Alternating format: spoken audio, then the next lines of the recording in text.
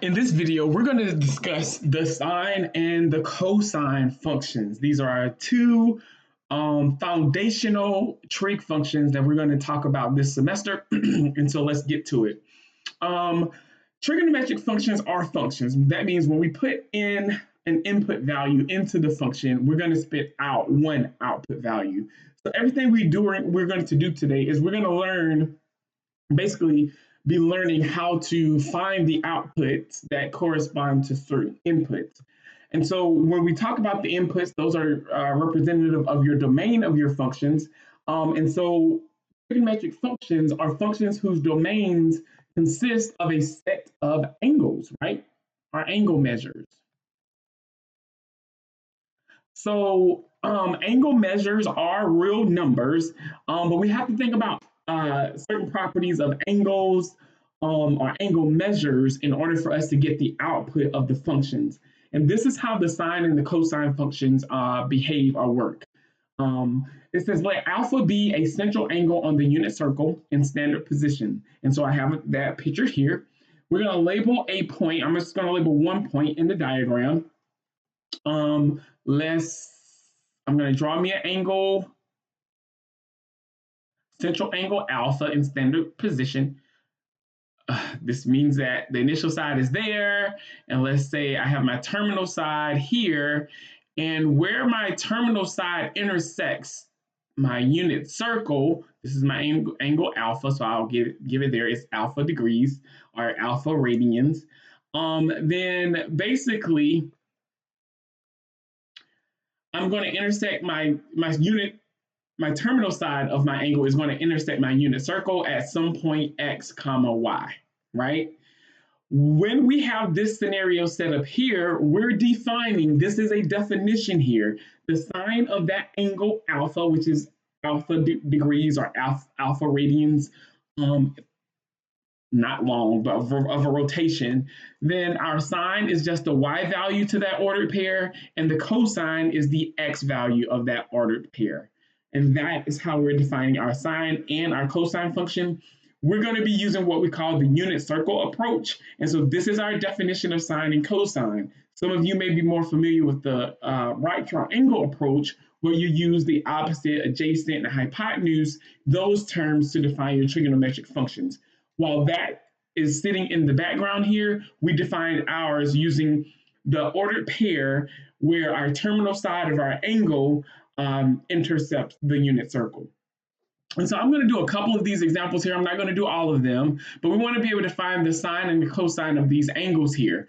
Remember, all right, so I have an angle pi here, right? Remember our angle pi, if we think about our unit circle in standard position, or if our angle is in standard position, then my initial side is here. My terminal side for an angle of pi radians would be on the terminal side would be on the negative x-axis, which we have this ordered pair here. I know this is small, but this ordered pair here is the ordered pair -1, 0. And so if I want to know the sine of the angle pi, then it's going to be that y coordinate, which is 0, and the cosine of that angle pi, which is the x coordinate, it would be -1. All right, let's do part B, and I'll allow you to do part C and D on your own. But for part B, I have my angle of -7 pi over 2. I can go through the same process. The difference here in my XY plane, I'm going to give negative values of my angle. And so I've got to think about how I'm going to get to -7 pi over 2. Well, if this is 0 radians and I go in a clockwise manner, I get to negative pi over 2 radians here. Negative pi, -3 pi over 2, and then we get to -2 pi. I still hadn't gotten to 7 pi over 2, right? Because notice here we're adding basically a negative pi over 2 or subtracting a pi over 2 each time, right? So if I do negative, so this is from 0, negative pi over 2, -2 pi over 2, -3 pi over 2, -4 pi over 2, which is -2 pi.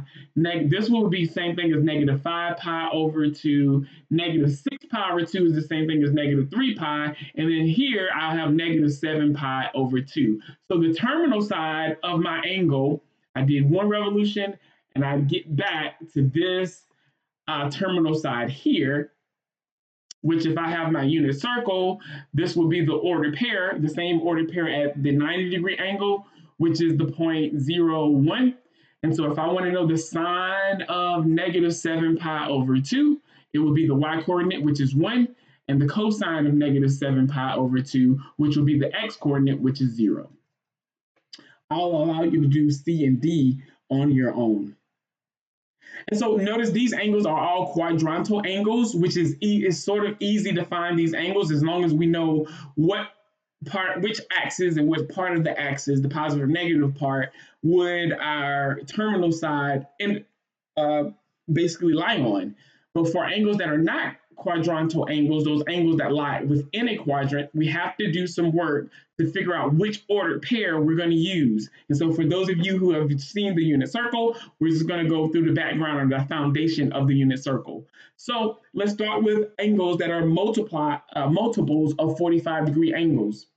Okay, so if I have a 45-degree angle, right, I basically wanted to find, all right, that means my initial side is on my positive x-axis, and my terminal side is here, right? So the terminal side of my angle would be here, and of course, this angle is 45 degrees, or power 4 radians. And so what I want to know is I want to know what this x and y coordinate are, because it's going to help me find the sine and the cosine for my 45-degree angle. Well, this x-coordinate is basically how far from my origin I go to the right. That is my x-coordinate, right?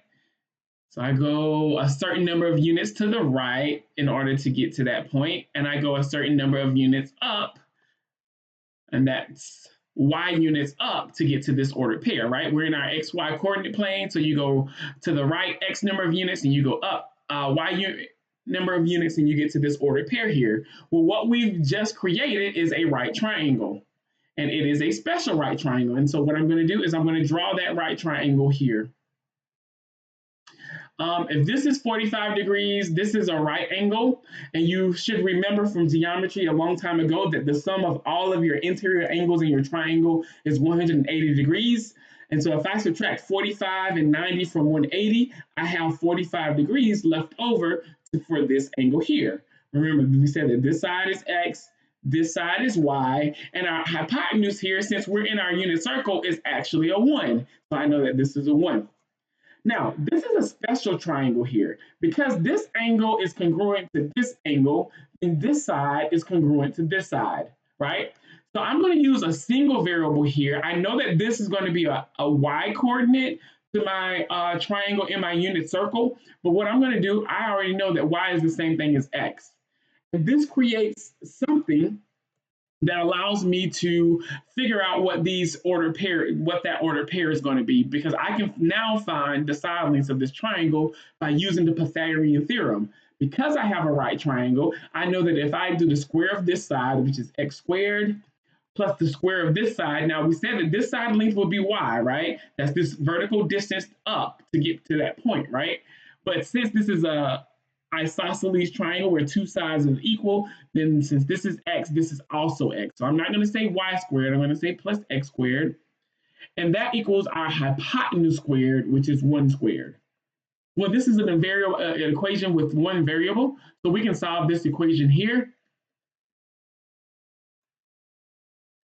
And by our methods from algebra, we know that that's 1 over the square root of 2. And if I multiply that by the square root of 2 over the square root of 2, we get plus or minus square root of 2 over 2, right? So that means that this side length is square root of 2 over 2 units. And since this is a triangle here, we get square root of 2 over 2 units here, all right?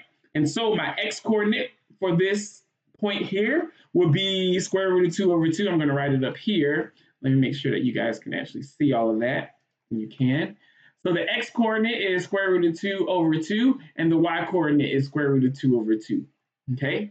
Now, this very similar triangle lies within our second quadrant if our terminal side was over here and our angle was 135 degrees, right? It would be the same. There's some symmetry going on here, right? I have this right triangle, and basically I would have to go x units to the left, so I get negative x, but I go up y units here. And so the ordered pair for this point will be negative square root of 2 over 2 with a positive square root of 2 over 2, right? So I go left that number of units and then up that number of units. A similar thing happens here, but we have negative square root of 2 over 2, comma, square root negative square root of 2 over 2, because I have to go left and then down from our origin. So both of these values have to be negative. And again, to get to this point here, I have to go right square root of 2 over 2 units. And I have to go down square root of 2 over 2 units. And going down from the origin square root of 2 over 2 units, that's going to present me with a negative. And so now I can find the sine of 135 or cosine of 135, 225, and 315. Remember, we also have our radian measures here. That was 3 pi over 4, 5 pi over 4, and 7 pi over 4. All right. That's the 45-degree angles information. Now let's go to our 60-degree angle information. Same thing happens here. If this angle, my initial side is on my positive x-axis and my 60-degree angle will intercept this arc at the point x, y. This x is the number of units I go to the right, right? So that's x units, and then I go up y units. So the side length here is y. I have a right triangle here. And so I'm going to attempt to draw this right triangle. It's not drawn to scale, so I'm going to label it. So this is 60 degrees. This is a right angle. The sum of all the interior angles in our right triangle is 180 degrees, or any triangle is 180 degrees. Subtract 90 and 60 from 180. We have 30 degrees left over for that angle there. How am I going to get the side lengths here? Well, we know that this is x units. We know that's y units. And since we're in our unit circle, the unit circle has a radius of 1. I know that's 1 unit. What we're going to do to help us get our other, our x and y, we can't use the property that we use that both of these side lengths are going to be equal because these angles here are not equal. And so what we're going to do is we're going to draw another triangle that's congruent to this triangle. All right. Let's draw a better triangle. Maybe okay, it's just not going to be perfect, okay? So say that this triangle is congruent to this triangle, which means that this is 30 degrees as well. This is 60 degrees. This is a right angle. I don't have to put that there. This side length here is also x, and this side length here would be 1, all right?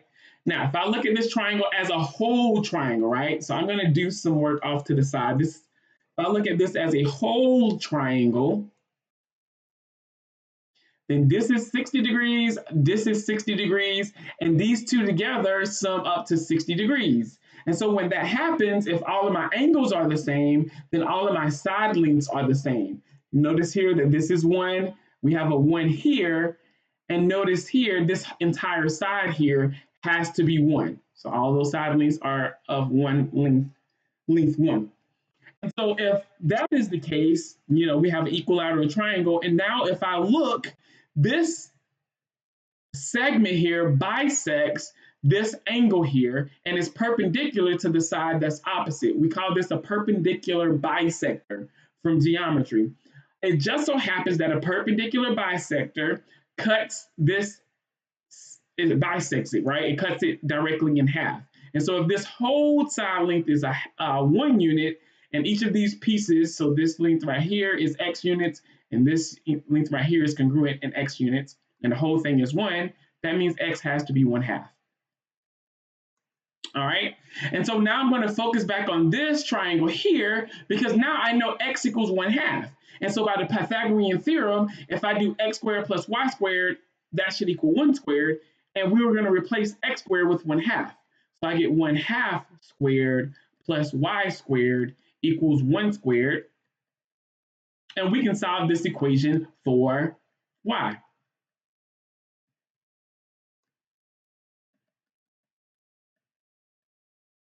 We know how to take the square root of 4, so we can put that in our denominator as 2. So our y coordinate here would be the square root of 3 over 2. So our x coordinate in this ordered pair at the 60-degree angle for the where the terminal side of the 60-degree angle intersects our unit circle, it is the 1/2. Was that right? Yep. And the y coordinate here is square root of 3 over 2. And so now this triangle that is related to uh, the angle that has a terminal side of the intersect the unit circle at a 120-degree angle will have very similar ordered pairs. But since we're in the second quadrant of our XY plane, notice we have to go left. And whenever we go left from the origin, we have a negative value. So that would be a negative 1/2. And then we go up that number of units, square root of 3 over 2. In the third quadrant, we have to go left and down. And when you do that, both the X and the Y coordinates are negative. And then last but not least, we have to go right and then down. And so the Y coordinate is the only negative in that ordered pair there. All right. So 60-degree angles, 120-degree angles, 240-degree angles, and 300-degree angles are 2 pi over 3 radians, 4 pi over 3 radians, and 5 pi over 3 radians. They have very similar X and Y coordinates. They just differ by a positive or a negative sign. One of the good things about this 30, 60, 90-degree angle is that we can flip this upside down and put the 30-degree angle over here, or we can look at this triangle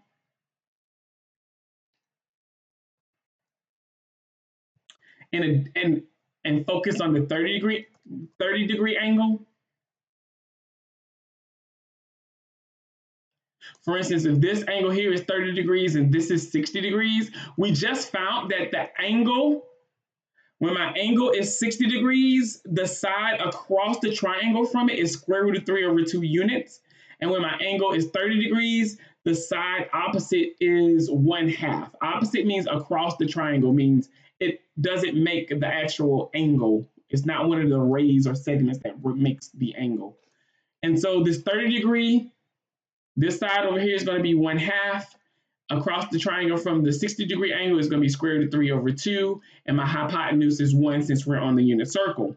And so for me to get to this point with this XY coordinate, I have to go over square root of 3 over 2 units and then up 1/2 unit, which gives me the ordered pair square root of 3 over 2 comma 1/2. And so if that is the case in my first quadrant, or for my 30-degree angle, a very similar triangle is going to be occurring with the 150-degree angle. I go left and up. That means my X coordinate is negative here only.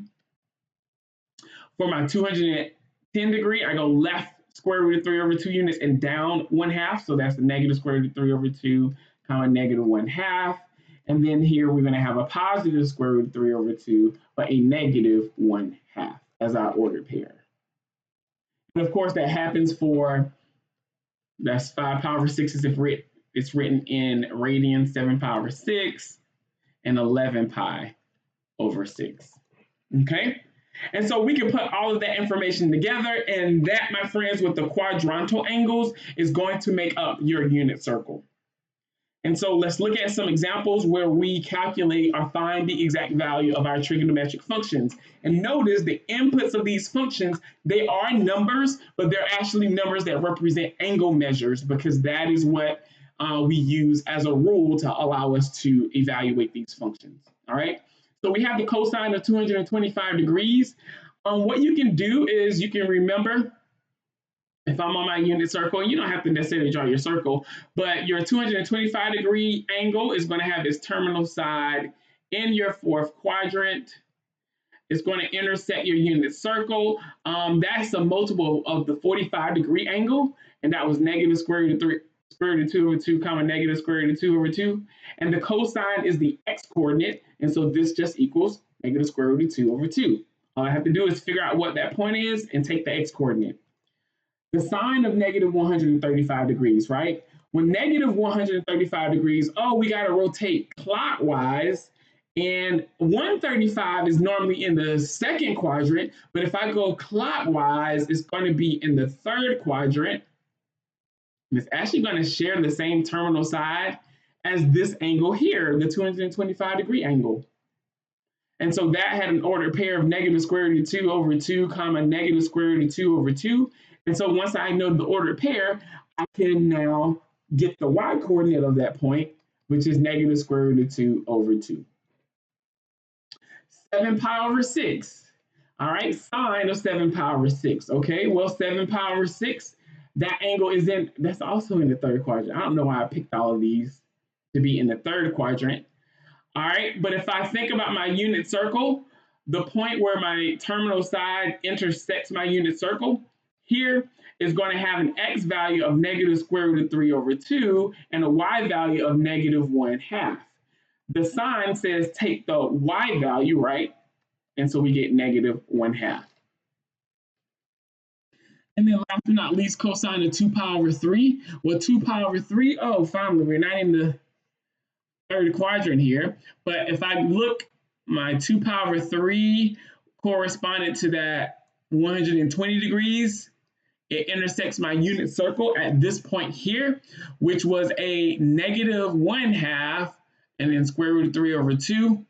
And the cosine, it says take the x coordinate of that point, which is negative 1/2. And basically, so if I remember these locations of these angles and the order pairs, I'd be able to evaluate my trig functions. And so here, my friends, is the unit circle. All right. Now my XY plane is kind of hard to see here. I'm going to try to put it in this picture.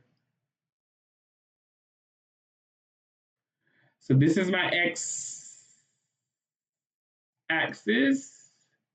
And this is my Y axis. And so what I want to do is I want to label which quadrants our sine and our cosine function are positive in and negative, right? So for instance, the sine is the y, cosine is the x. Well, in the first quadrant, both our x and y coordinates are positive, right? And so we're going to say both positive. All right, I'm only going to notate which quadrant the positive ones are, okay? So they're both in quadrant 1 positive. In quadrant 2, the sine function is the only one that's positive. In quadrant 3, neither the sine nor the cosine, I was about to say consine, neither the cosine function is positive. And then the fourth quadrant, only the cosine function is positive. There are some properties of our trig functions that you may want to know here. For instance, we've already known, well, let's make this known. If you look at our ordered pairs here for our 30-degree, 45-degree, and 60-degree angles, right? The 30-degree angle starts with the numerator. All of our denominators are 2, so let's focus on the numerator.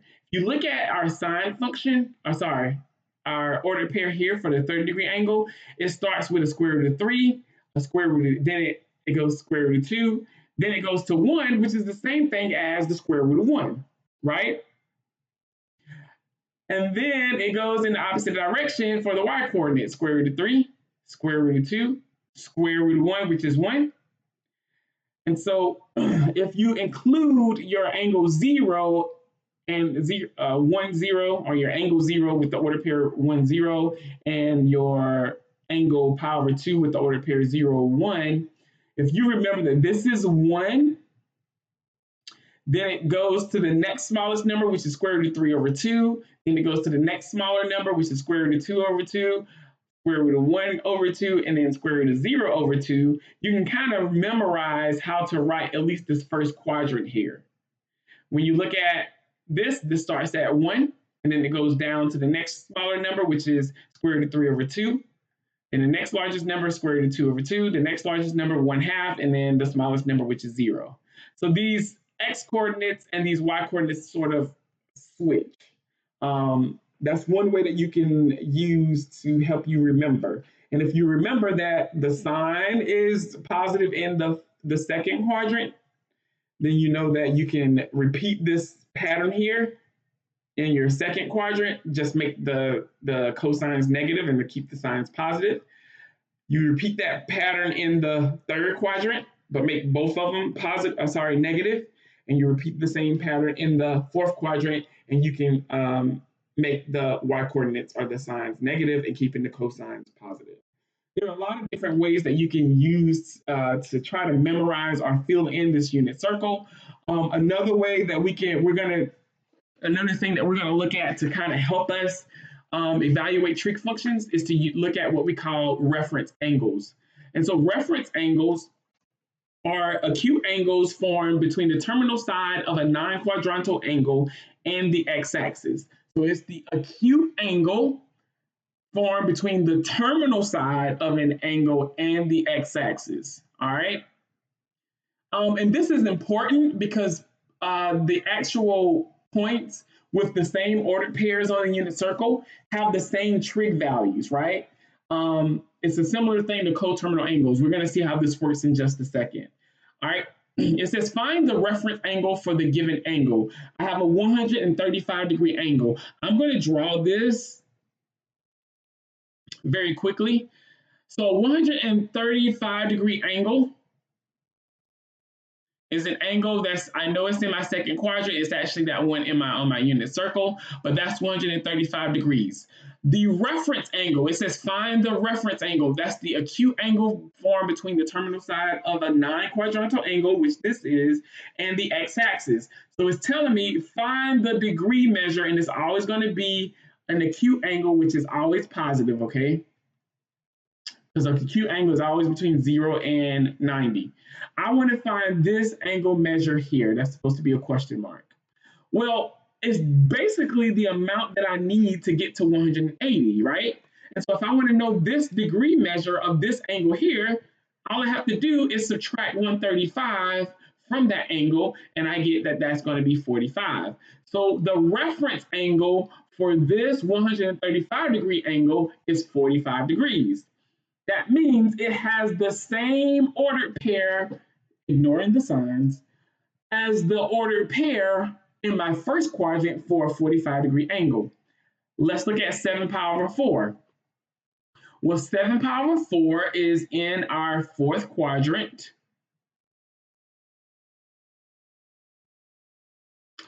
7 pi over 4, initial side here, terminal side is here. And so if I want to know the reference angle, remember your reference angle is the acute angle formed between the terminal side of your angle and the x-axis. So it's this angle here. That's our reference angle. For me to find that, well, it's the amount that I need in order to get all the way to 1 revolution, right?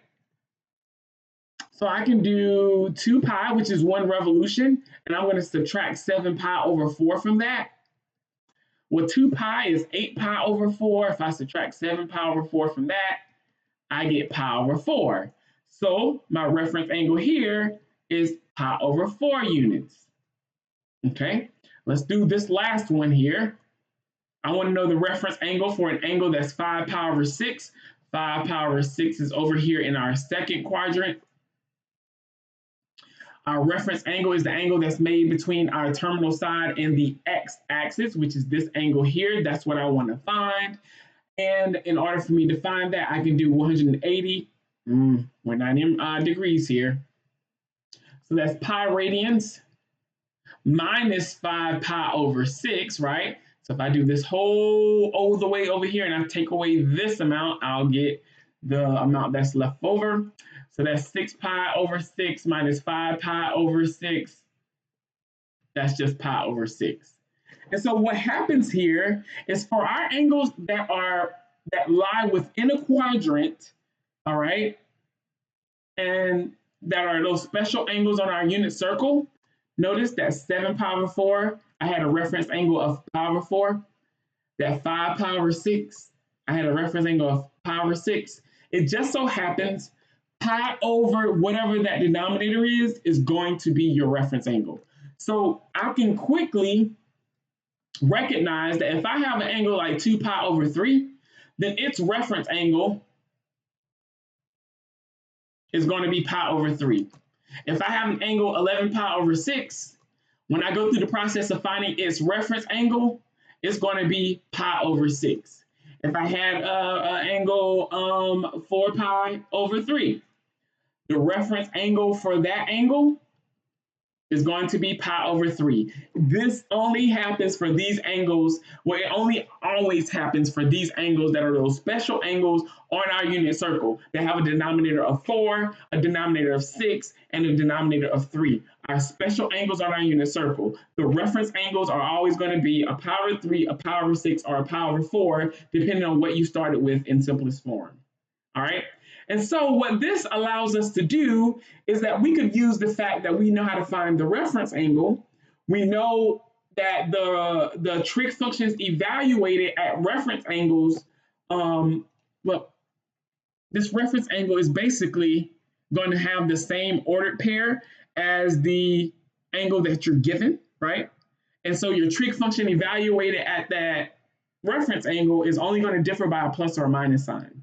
And so we can use this information together in order to help us evaluate trig functions. Okay, in the last few examples, we found the angle and we memorized basically all the ordered pairs on our unit circle. Well, what this reference angle thing does for us is it allows us to just rely on memorizing the first quadrant. And we can use reference angles and the fact that certain ordered pairs are positive or negative in certain quadrants in order to help us figure this out. There's another property that I actually want to go over. I want you to look at these radian measures, okay? For instance, in the first quadrant, the radian measures of our angles that are within the quadrant, the numerator is always pi, the denominator is a 3, 4, or 6, all right? If I look at my second quadrant, this is important here. In the second quadrant, the numerator is 1 unit less than the denominator, but I keep that same 3, 4, and 6 in our denominator. And notice we see these same reference angles, all right? So my numerator is 1 unit less than my denominator, 3 over 4, 5 over 6. In my third quadrant, my numerator is 1 unit greater than my denominator, right? So 7 pi over 6. 7 is 1 unit more than 6. I'm ignoring the pi so when I say 1 unit more. That's 5 pi over 4, 4 pi over 3. And in our fourth quadrant, the pattern is a little harder to see, but the numerator is 1 less than twice the denominator. For instance, at 5 pi over 3, my denominator is 3. If I multiply that by 2, I get 6. And if I subtract 1 from that, I'm going to get 5. 6 minus 1 is 5. Do the same thing for the 7 pi over 4. That denominator is 4. Take twice 4, which is 8, and subtract 1, we get 7. Same thing happens with 11 pi over 6. Twice 2 times 6 is 12. Subtract 1 from that, and I get 11, which is in that denominator. So this is a quick way for us to determine which quadrant we're in. If it's one less, the numerator is 1 less than twice the denominator, I know I'm in the fourth quadrant. If our numerator is 1 unit more than the denominator, I'm in the third quadrant. If our numerator is 1 unit less than the denominator, I'm in the second quadrant. And if I have just pi in my numerator with those special denominators, then I know I'm in the first quadrant. So we can use all of this information together to help us evaluate our our trig functions. And so here I have sine of 5 pi over 6. Well, we just said that this is going to equal, first of all, it's going to equal plus or minus the sine of the reference angle, which is pi over 6. The reference angle here is pi over 6. Remember, the trig function evaluated at the reference angle is going to have a very similar ordered pair that the terminal side of 5 pi over 6 is going to intersect. The only difference is the sign, the plus or minus. So I could rewrite this as plus or minus the sine of pi over 6, which is the reference angle. The way I decide whether this is going to be a positive or negative is to determine the quadrant that this is in. 5 pi over 6 is in quadrant 2 because the numerator is 1 unit less than the denominator. And since sine in the second quadrant is positive, this is going to equal a positive sine of pi over 6. And so if I've learned my unit circle or the first quadrant of my unit circle, I go to pi over 6, the sine is the y value, and so I get 1/2. So this thing right here equals 1/2. Let's go to part C and then we'll come back to part B. So for part C here, I want to find the sine of 7 pi over 4. Well, this is going to equal plus or minus the sine of its reference angle, and since that's a denominator of 4, and this is in simplified form, the reference angle is pi over 4. Now, I determine whether this is going to be positive or negative by determining if the sine or the y-coordinate in the quadrant in which this original angle lies would be positive or negative. With 7 power 4, with 7 is 1 less than twice the denominator of 4. So this is in the fourth quadrant, and in the fourth quadrant, sine is negative. So this is negative sine of pi over 4. And if I memorize my unit circle, at pi over 4, the first quadrant of my unit circle, at pi over 4, the sine is square root of 2 over 2. So this is going to equal negative square root of 2 over 2. When we get to negative angles, this is a little bit more difficult, all right? However, actually it's not. I'm thinking about something else. All right, the reference angle here is going to be pi over 3. The thing about the negative angles is that you have to kind of think about the quadrants a little differently, right? Because you've got to go clockwise. Now, if this were a positive 2 pi over 3, since that 2 is 1 unit less than that denominator 3, then a positive 2 pi over 3 will be in the second quadrant, right? But I've got to go from, okay, the initial side to the second quadrant to get to 2 pi over 3, if that were a positive 2 pi over 3.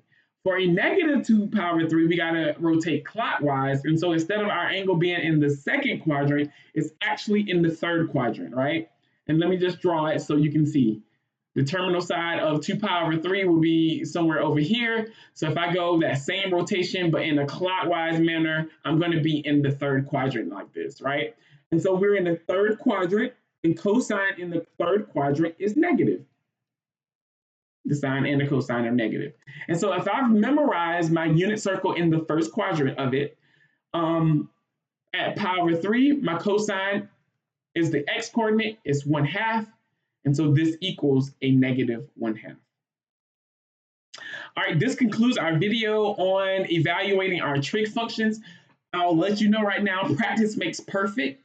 If you don't want to go through this process of learning with reference angles, then what you're going to have to do is you're going to have to memorize this entire unit circle and try to fill it in every single time. I recommend that you do the reference angles and just memorize the first quadrant and go through this process to help you evaluate your trig functions. But you know yourself and what you can do, so the choice is yours. This concludes this video. We'll see you next time.